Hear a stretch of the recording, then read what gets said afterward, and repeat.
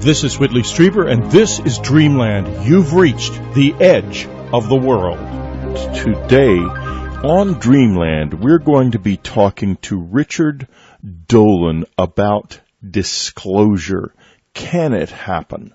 What does it mean? But above all, Richard Dolan claims that there is a breakaway human civilization that has developed around the secrets kept from us about aliens.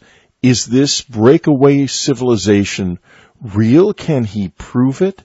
Can I prove it? Well, we're going to talk about that. And could disclosure ever really happen? It's been years, 60 years, and it hasn't happened yet. So could there be a moment when this extraordinary change would take place?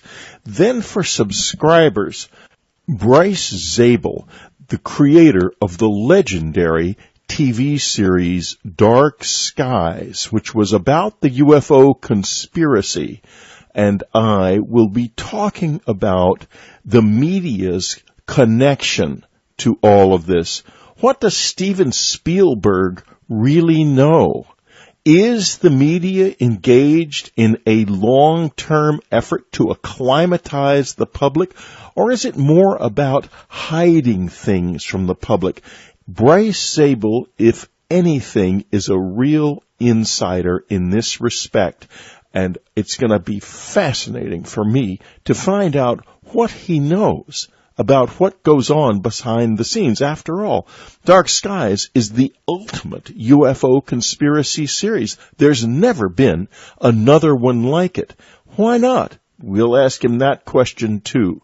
But first, on Dreamland, we're going to be talking to Richard Dolan. Richard is the author of the groundbreaking historical series, UFOs and the National Security State. He is one of the great experts on UFO secrecy, and the 2 volumes of UFOs and the National Security State are must-reading for anybody who wishes to get deeply into this reality, because it is a reality.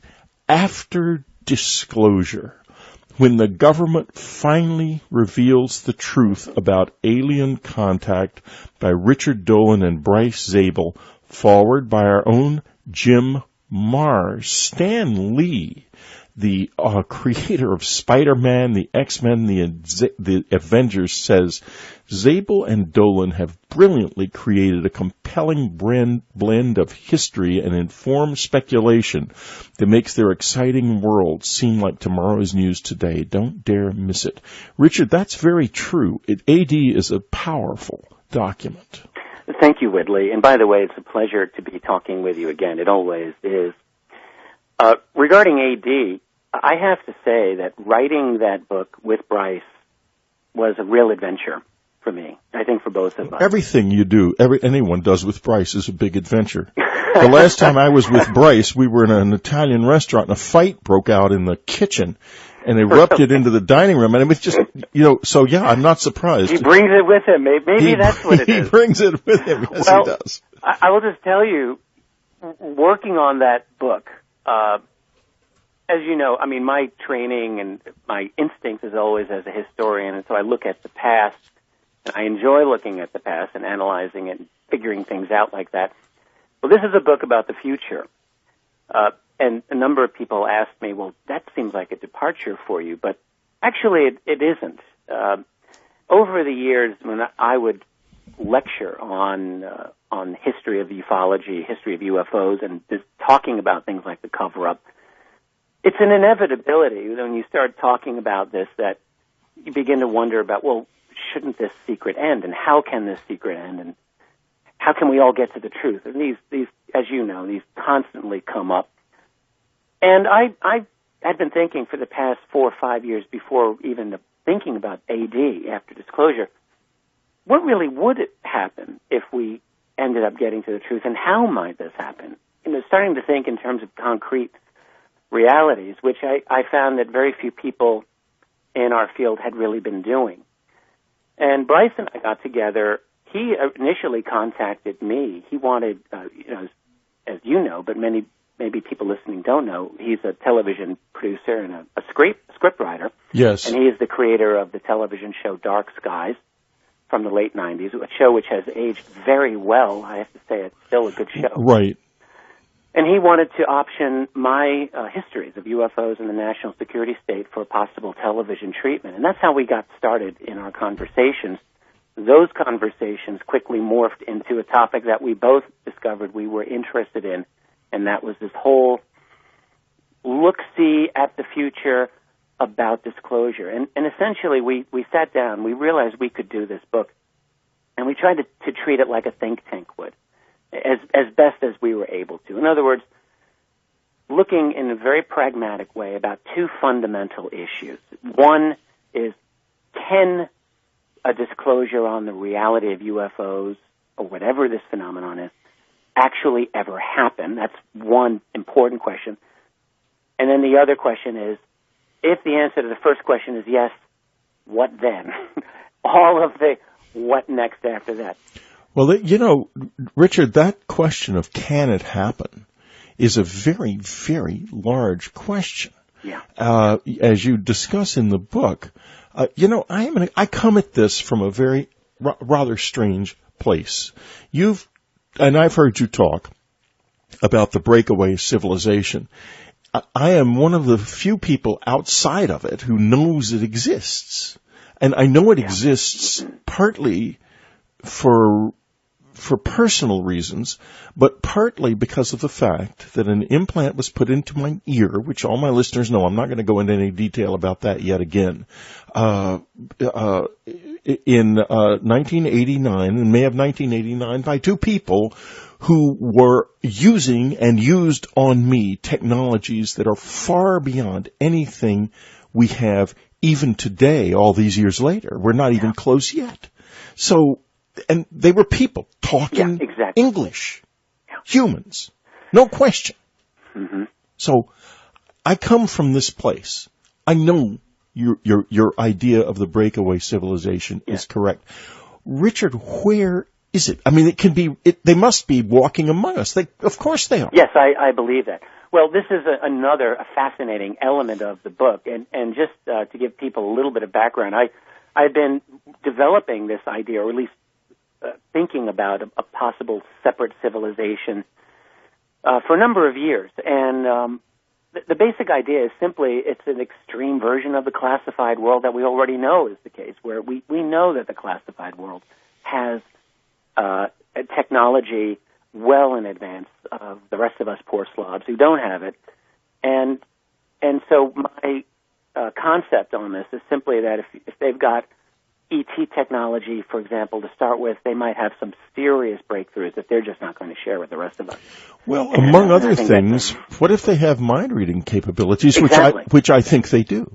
Well, I actually think that's a real possibility as well. I'm agreeing with you. It puts them in a whole different context. We're now in our public discourse getting to a point where that technology is becoming discussed. Like literally mind-reading technology. Well, tell us a little bit about it. Well, on that's a news story that I came across just a week ago, and I'm trying to just recall it as best as I can. But there are technologies that have been discussed. This is in the open sources, open public mainstream internet, that discuss how it will now, or it is now possible for someone to get like your sensitive information out of your brain, like PIN numbers and other types of sensitive data that you would not share, but they have developed the capability. And I wish I could give you more detail on it. I wasn't expecting to just chat about it here at this moment, but I know that this is a legitimate story. And so the capabilities are existing, and how actually it works, I don't know.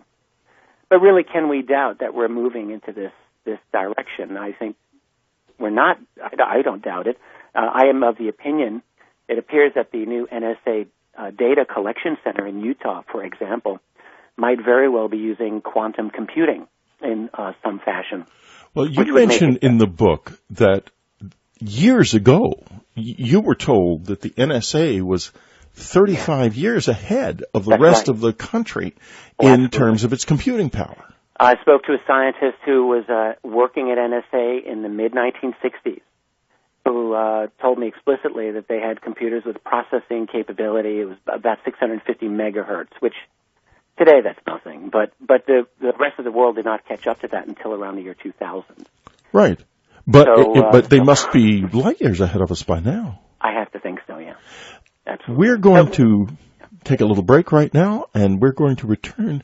We're going to ask Richard Dolan a very simple question. I'm giving him a couple of seconds to think about it. And it's going to be, Richard, why not? 60 years we've known this was real. Why is it still secret? We'll be right back.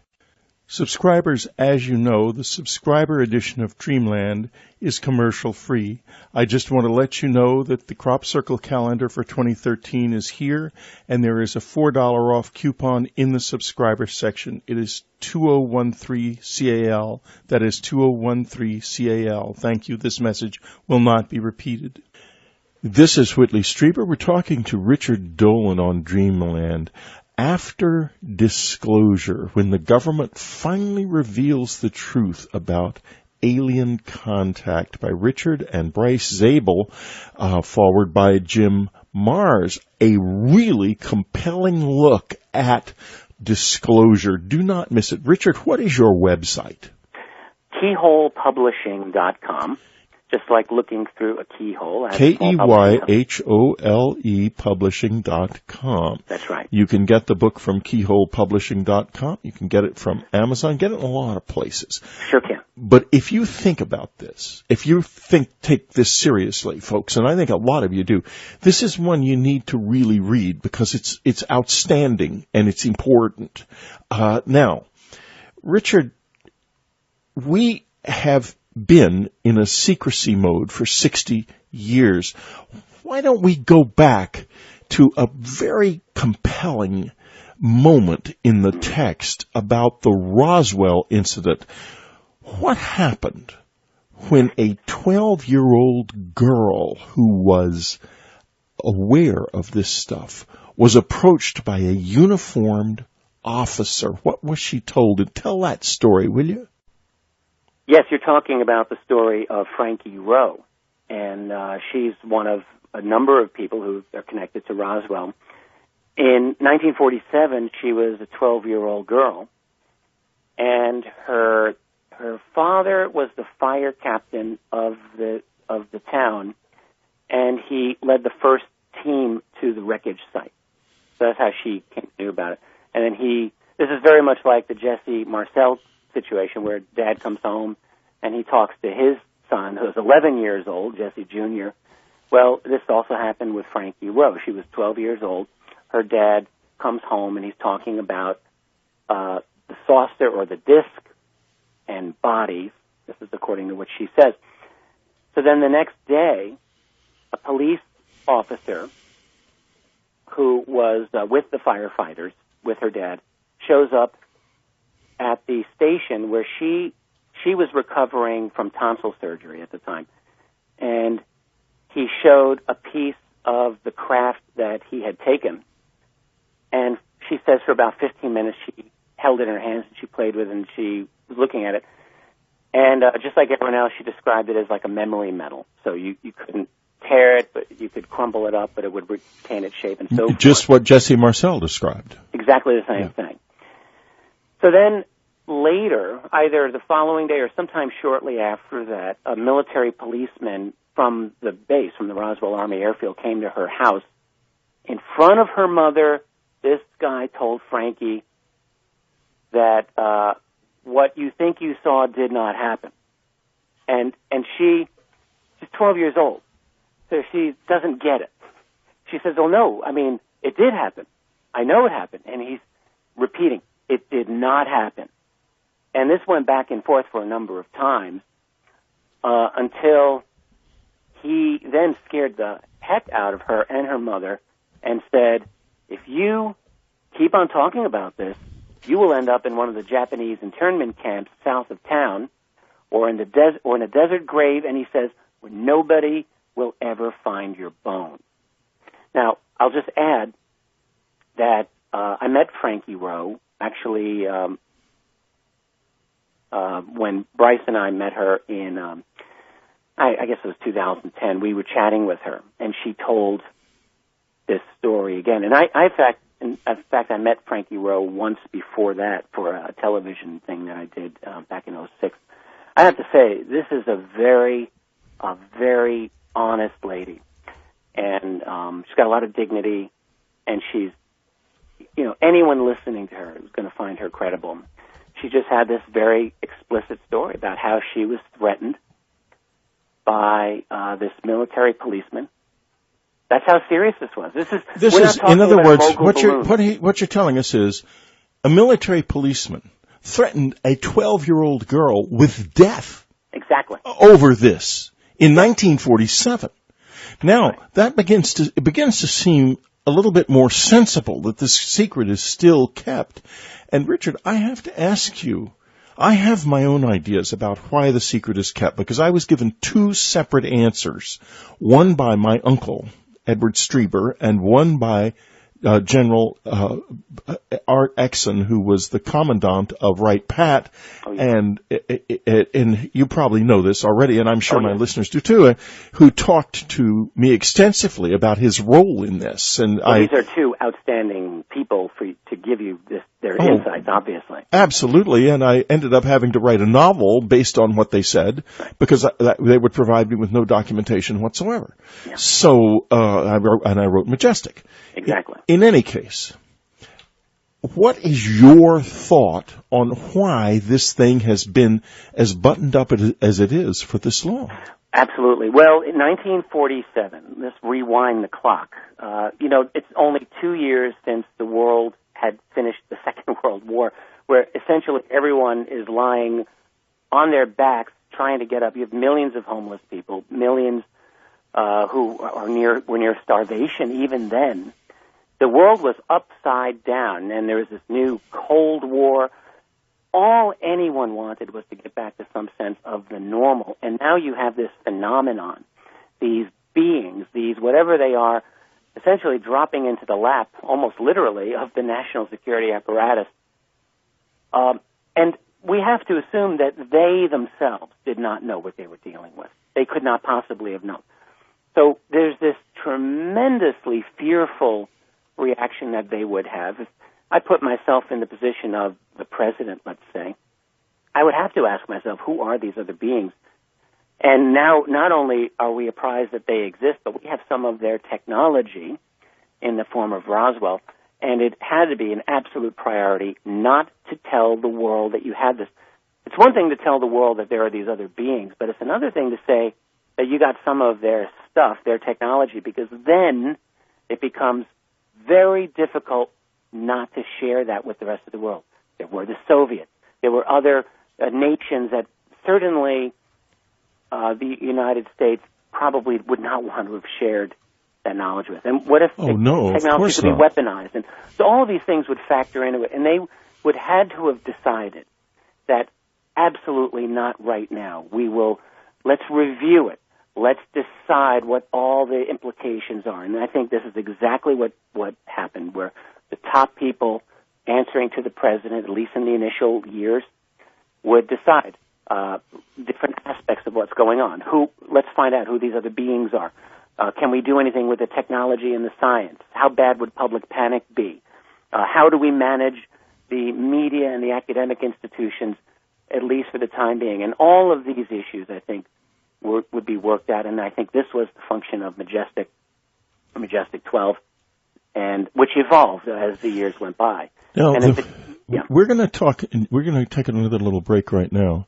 Afterwards, we're going to talk a little bit about Majestic 12 and about the people in it, and in particular about James Forrestal, Secretary of Defense at the time, a member of Majestic 12.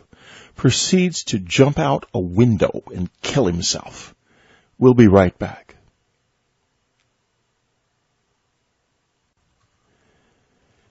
We're talking to Richard Dolan, his new book with Bryce Zabel, After Disclosure, when the government finally reveals the truth about alien contact. You can get it for your Nook.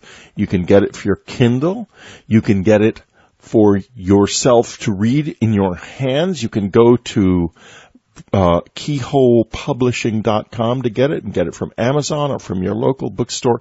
There are all kinds of ways of getting it. It's an important book, and keep up with what Richard is doing at keyholepublishing.com. Richard is one of the most important investigators out there in this field, among the very top in terms of the effectiveness of his work. Richard, James Forrestal killed himself. Well, that's what we're told. James Forrestal... Or was killed, maybe. I mean, tell us what you think. Yes, I think he was murdered. I believe this for a long time.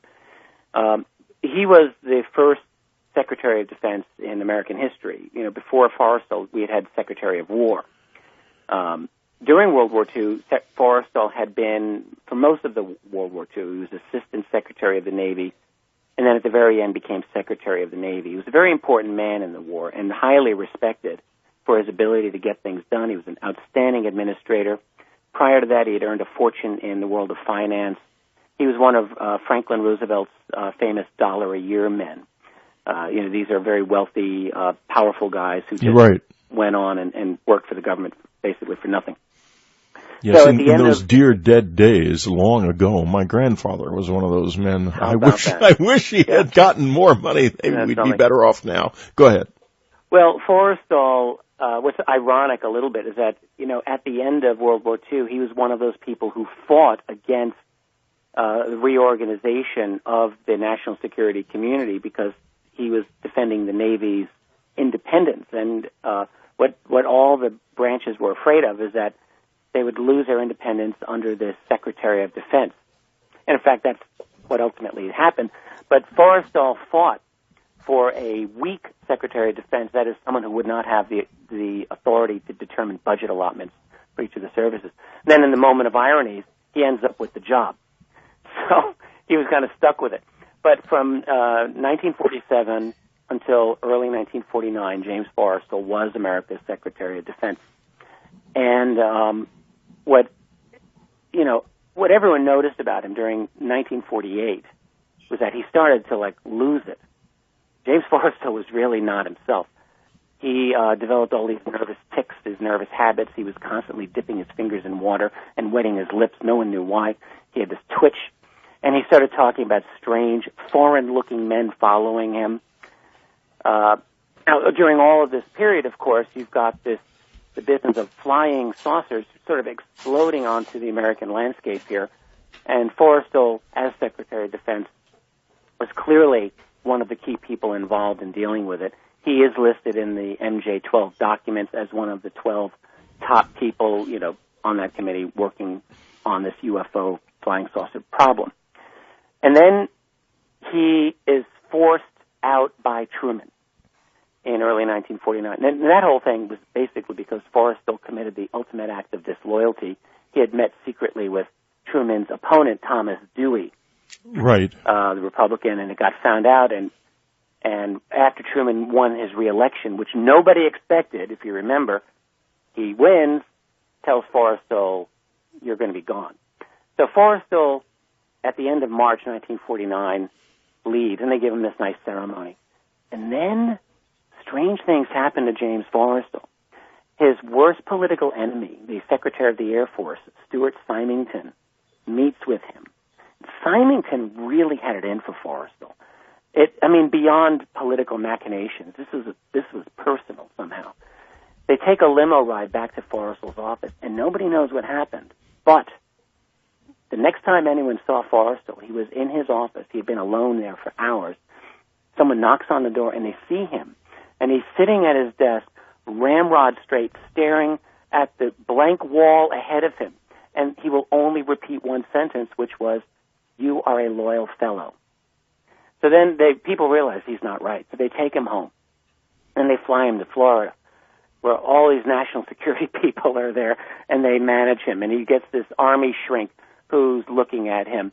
And then they sent him to the Bethesda Naval Hospital for the next 2 months. And then he's becoming better. He was sedated for the first couple of weeks, and then he starts becoming himself again. He was allowed limited numbers of visitors.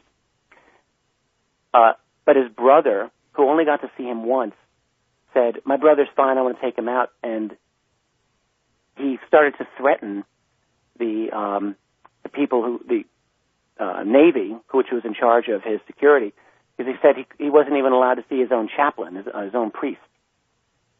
And Henry Forrestal said the night before his brother died, he called and said, "I'm taking my brother home, and if you don't let me take my brother home, you're going to hear about this in the media. This is going to be a big stink." And it was on that night, the night before Henry took his brother, that James Forrestal did a 16-floor little bungee jump out the building. And the way he killed himself, supposedly, is bizarre. He was alone in his room. First of all, when he died, there was a new guard on the shift for the first time. The guy who had normally, the Navy corpsman who had guarded Forrestal, was suddenly, inexplicably not on his duty that night. Gee, isn't that odd? So this new guy is on, Robert Harrison, and an hour and a half into his shift, Harrison's the only witness to any of this stuff. He says at 1:30, I checked on the secretary who was up in his bed, 1:30 in the morning, reading. I asked him if he wanted a sedative. He said no, and that's the last I saw of him. So what happened, apparently, is James Forrestal got it into his head that he had to kill himself right away. He was writing something. He stopped in the middle of a word of writing, and he ties his bathrobe cord very tightly around his neck, runs out to the hallway where there's this little radiator and a tiny window, ties the other end loosely to the radiator, and jumps out the window as if to hang himself. How bizarre is it? Well, yeah. And then he falls because the cord wasn't tied tightly. Now, this is 14 years before Kennedy was assassinated. No one in the world was going to question the U.S. Air Force, the U.S. Navy, on this. So in any case, a man who had become unstable was gotten rid of. Absolutely. Right. There's much more, and I don't want to belabor it. But yes, he was murdered. And we have to ask, why would he have been murdered? And I think that the ET/UFO explanation is probably the best one. Now, one of the things that has always interested me is, we talk about disclosure from our end. There is a desperate movement inside the government to prevent that extends not just to the United States of America, it's global. Yeah. A perfect example of the kind of false disclosure that goes on is the British Ministry of Defense they release everything, all sorts of things, but the one thing they lose is the most important case in the history of British UFO research, which is the Bentwaters case, and they say, well, we've lost every single trace of every document about that one case. So they have no just like the Roswell incident, where the GAO was eventually told, well, we've lost all of the records from Roswell from 1947 to 1952. So. Right. I don't think I have a lot of time here, but we'll just say there's an international... No, let's go on. Can you do another 15 minutes? You bet. Oh, good. Well, we'll go on for another 15 minutes. So, yeah, go ahead. Well, it's an international cover-up. I've asked myself many times, how does this work? And I don't know all of the details, but I have some ideas. I think what we have is definite international coordination literally in an extra-legal fashion, so that the mechanism by which this secret is kept, it's not really kept through governments per se. There are powers that are behind governments. We all kind of get the idea that presidents and prime ministers aren't really elected so much as they are selected. That's just how our world is. We have a true structure of power that most of us really are oblivious to, but it's there, and this is part of the structure of power that's responsible for the UFO cover-up. It works internationally. So with the MOD, yes, I mean, their releases are almost laughable. One thing they've never released, ever, is a genuine investigation that they have conducted. Really, all they release are almost all of it is witness raw reports or newspaper clippings. Like, right. Who cares? Yeah. It's ridiculous. They've And never they act released as a if that's single important. word of any investigation, and now Yeah. Nick Pope seems to have sort of melted down. I don't know quite where to go there. So the person who appeared to be the credible voice of the Ministry of Defense is not. Well, I agree. I'll go there. I brought this up myself, in fact, with Nick. Right. I was the person who learned from Nick that his recent, basically was scaremongering about the Olympics last summer. It had to do with a video game. Yeah, exactly. He was marketing. He was a consultant for Sony PlayStation, which is releasing a new. So he's not really there anymore. We unfortunately, and perhaps he will come up with an explanation of that will make him seem more satisfactory and credible. But he seems to have left the stage for this, at least for the time being. Now we're going to take another brief break, and when we get back, we're going to talk about the unspoken fact here, the elephant, if you will, in the living room, and that is there are others here, as Richard says, and there's no question in any of our minds. I mean, if there's any listener who doesn't know this, not just believe it, but know it, and most of my listeners, God knows, have had close encounter experiences, which is why I have so many listeners. In any case, we're going to ask the elephant in the living room question: why don't the others disclose themselves? We'll be right back.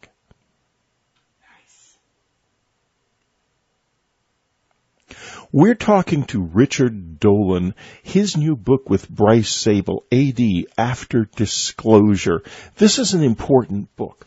This is a very important book. You can get it from Richard's website, keyholepublishing.com. You can get it from Amazon, from BN, from your local bookstore. You can get it for your Kindle or for your Nook. You should definitely get this and read this, because we have to understand this. We, of all people, have got to understand what's actually going on here. And Richard, we have a breakaway civilization. I know it exists because it's walked into my life in the middle of the night. You know it exists because you have studied it extensively, and anyone who reads the 2 volumes of UFOs in the National Security State will realize that it's not really even that classified. It's plainly available. Documents that are plainly available from various sources make it clear that it must exist. Yeah. Now, okay, we also have on the one hand. On the other hand, we have an incredibly rigorous process of secrecy that is at least as intense as the process of secrecy that surrounded the Manhattan Project, the creation of the atomic bomb. Now, what about these others? They're flying around all the time. We put up UFO videos on Unknown Country all the time. There are people studying this. There's no question about it. They're readily available. There's a theater of close encounter and UFO sightings. They don't come clean either. Why not?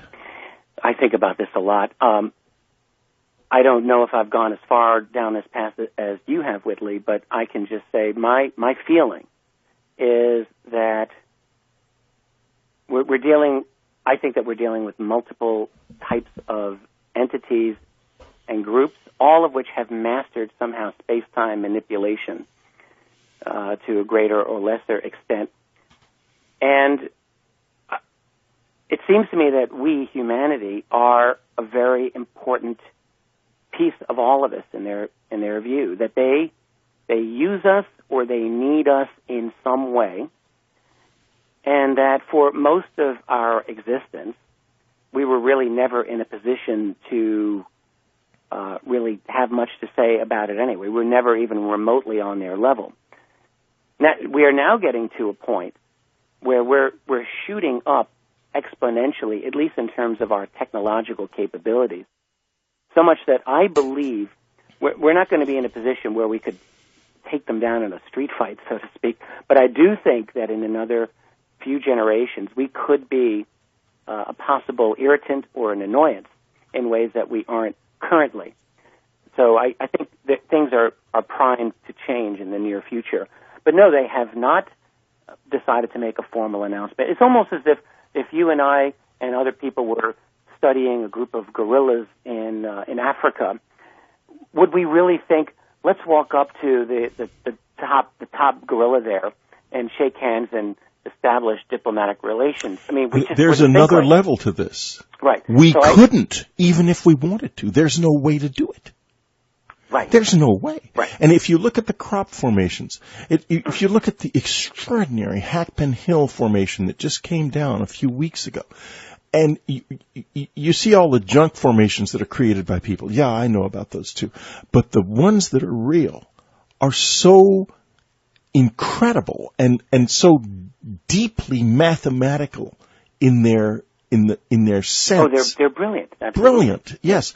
And you think to yourself, maybe somebody who thinks that way, who's trying to communicate through math and geometry, can't even begin to say hello to us.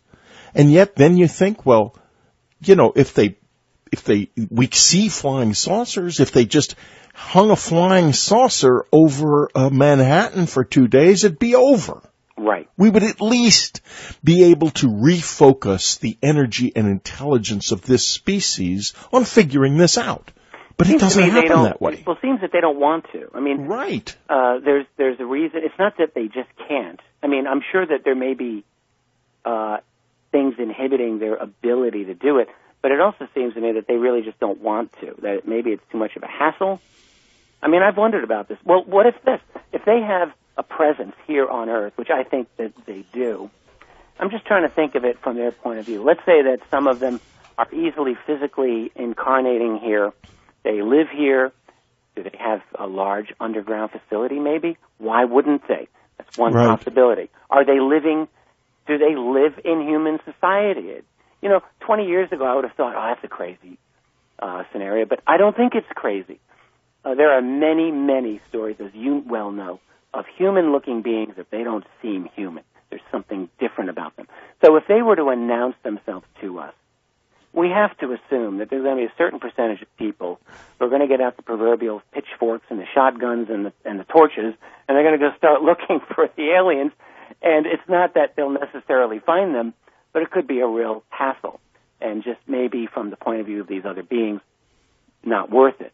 This is just a speculation, but seems to make sense to me if I were in their position. Well, yeah, I have a feeling something like that is the case, that if we fully understood everything that was happening, there might be elements of it that we would really resist. I mean, I suspect resist, and I know of some very, very dark stories that... Well, you've written with a great insight on this, I have to say, and in fact, Bryce and I quoted you more than once. Certainly there's one important insight that you provided that where we discussed what you said in one of your blog pieces just a couple of years ago. And in short, you were discussing how I mean, it's almost like being stripped naked in the face of these other beings, where the whole act of dealing with them, having them in your head, is something that you feel most people would not be able to handle. And it was hard for me to handle when I had it. Right. So very hard. It could be a destabilizing element. And well, it could be also another thing that's destabilizing is this, and that is that when I'm with them or near them, I become able for days thereafter, something I've barely spoken about because it's so sensitive, to hear the thoughts of other people around me. And it's harrowing. It's not like you think at all. It's how does that work when you don't hear words, you hear people. If you can imagine the way a person smells, their skin and the way they look and their emotional affect, that's what's there. And I will tell you this, everybody is crying because we all always have death in the center of our being. And boy, that truth, when that hits you, it breaks your soul in half. And if the whole mass of humanity got into each other's heads all at the same time, this place would go insane. There's a tremendous amount of pain in this world. I totally agree that we just, we hide, we keep up our shields, our walls. Well, Richard, we have come to the end of our time together. As always, it's fascinating. I'm going to be on Richard's show in September or October, depending on when he is ready for me. Tell us a little bit about your show. Yes, it's a neat show. I've been doing it now since the spring of this year, the end of March. I haven't missed a week. It's called Truth Out Radio, live with Richard Dolan. It's 3 hours every Saturday night, and it's a wild ride. And how do you find it? Well, you can link it easily from my site, keyholepublishing.com. And that links to the globalradioalliance.com, and that's actually where it's hosted. The Global Radio Alliance. Richard Dolan, one of the greats in the area of UFO research, which has generated some extraordinary minds have applied themselves to this over the years, and Richard is among the most extraordinary. Richard Dolan, it has been an honor to have you on Dreamland. After disclosure, do not miss it, keyholepublishing.com. Richard, thank you so much for being with us. Whitley, it was a pleasure. Thank you. Next up for subscribers, we're going to be talking to Bryce Zabel, the creator of Dark Skies, the ultimate conspiracy show ever on television, about the role of the media in revealing and keeping this great secret. What can we find out by carefully looking at what has been in the media about this? Because let me tell you something, secrets have already been revealed. Not a subscriber? Oh my. Oh, come on and join us. This is fun. It's highly informative, and believe me, there ain't no other game in town, not like this one. Thank you so much for listening to Dreamland. This has been Whitley Strieber's Dreamland. We'll be back next week with another journey to the extreme edge. Don't miss a single week, and tell your friends about our unique program. And I'm your Dreamland announcer, Brian Arnold. Thank you very much for listening.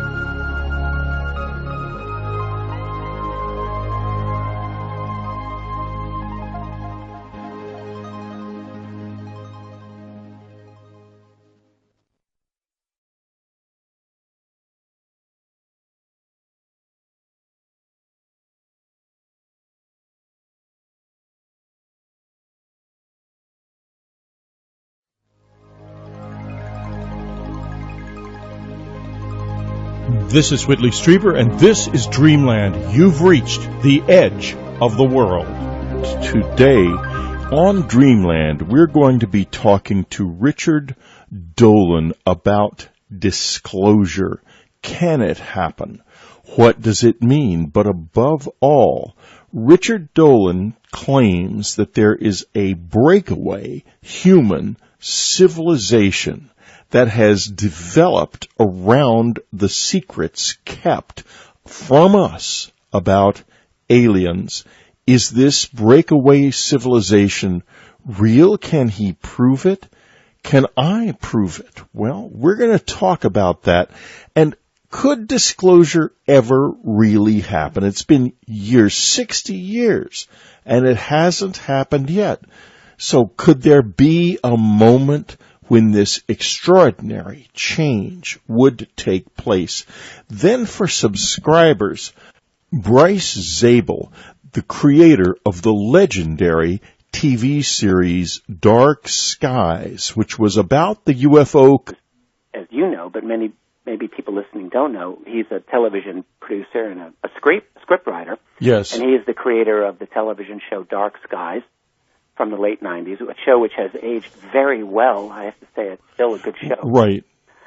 And he wanted to option my histories of UFOs in the national security state for possible television treatment. And that's how we got started in our conversations. Those conversations quickly morphed into a topic that we both discovered we were interested in, and that was this whole look-see at the future about disclosure. And essentially, we sat down, we realized we could do this book, and and we tried to treat it like a think tank would, as best as we were able to. In other words, looking in a very pragmatic way about two fundamental issues. One is, can a disclosure on the reality of UFOs, or whatever this phenomenon is, actually ever happen? That's one important question. And then the other question is, if the answer to the first question is yes, what then? All of the what next after that. Well, Richard, that question of can it happen is I will just tell you, working on that book, as you know, I mean, my training and my instinct is always as a historian, and so I look at the past, and I enjoy looking at the past and analyzing it and figuring things out like that. Well, this is a book about the future. And a number of people asked me, well, that seems like a departure for you, but actually it isn't. Over the years, when I would lecture on history of ufology, history of UFOs, and just talking about things like the cover-up, it's an inevitability when you start talking about this that you begin to wonder about, well, shouldn't this secret end, and how can this secret end, and how can we all get to the truth? And these, as you know, these constantly come up. And I had been thinking for the past 4 or 5 years before even thinking about AD after disclosure, what really would happen if we ended up getting to the truth, and how might this happen?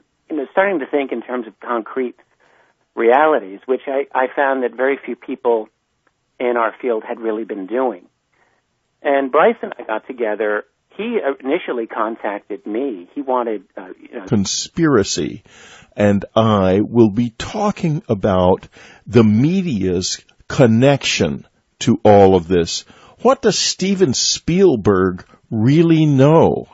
Is the media engaged in a long-term effort to acclimatize the public, or is it more about hiding things from the public? Bryce Zabel, if anything, is a real insider in this respect, and it's going to be fascinating for me to find out what he knows about what goes on behind the scenes. After all, Dark Skies is the ultimate UFO conspiracy series. There's never been another one like it. Why not? We'll ask him that question too.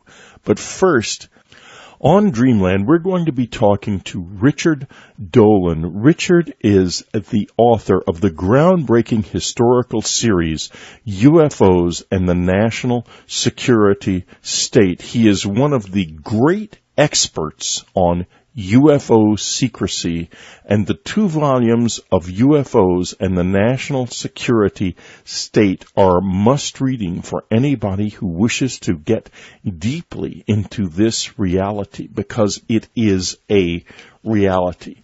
After disclosure, when the government finally reveals the truth about alien contact by Richard Dolan and Bryce Zabel, forward by our own Jim Mars, Stan Lee, the creator of Spider-Man, the X-Men, the Avengers, says Zabel and Dolan have brilliantly created a compelling blend of history and informed speculation that makes their exciting world seem like tomorrow's news today. Don't dare miss it.